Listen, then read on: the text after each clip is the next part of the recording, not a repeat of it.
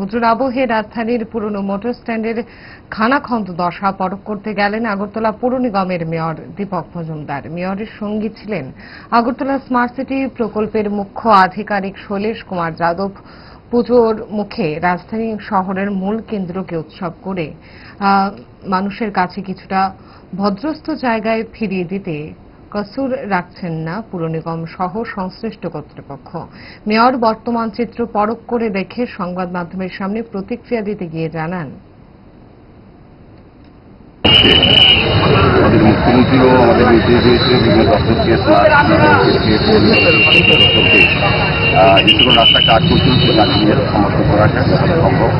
আমাদের আমি একটা দেখলাম যে স্মার্ট খুবই ভালো কাজ হয়েছে, যেগুলো আমরা চাইছিলাম বা আমরা বলেছিলাম যে পুজোর আগে আমরা চেষ্টা করবো যে কাজগুলি হাতের পার্কিং এই এলাকাটা এটা রাস্তাটা বন্ধ ছিল, কাজ করা হচ্ছিল। একটা পক্ষের কাজ কমপ্লিট হয়ে গেছে, একদম বলবো যে সুন্দরভাবে এখানে গাড়ি চলাচল করতে হবে, মানুষ যেতে পারবে।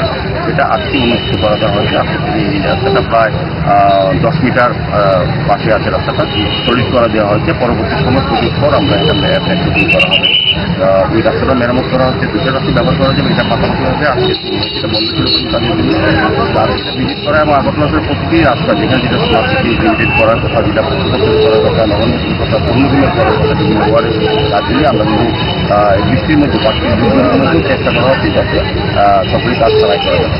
স্বরাজের চরকা সুতো, স্বদেশী আনান্দান, কুটির শিল্পের জয়যাত্রা, গাই বাংলার গান। বাংলা আমার তৃষ্ণার জল, তৃপ্ত শেষ চুমুক। আমি একবার দেখি, বারবার দেখি, দেখি বাংলার মুখ। প্রিন্স দ্বারকানাথ ঠাকুর বাঙালির ব্যবসায় বাংলাকে শ্রীময় করতে চেয়েছিলেন, ঠিক সাহা টেক্সটাইল ও আমার ব্রতও তাই।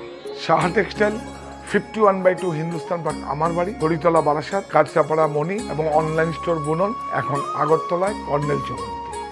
নমস্কার।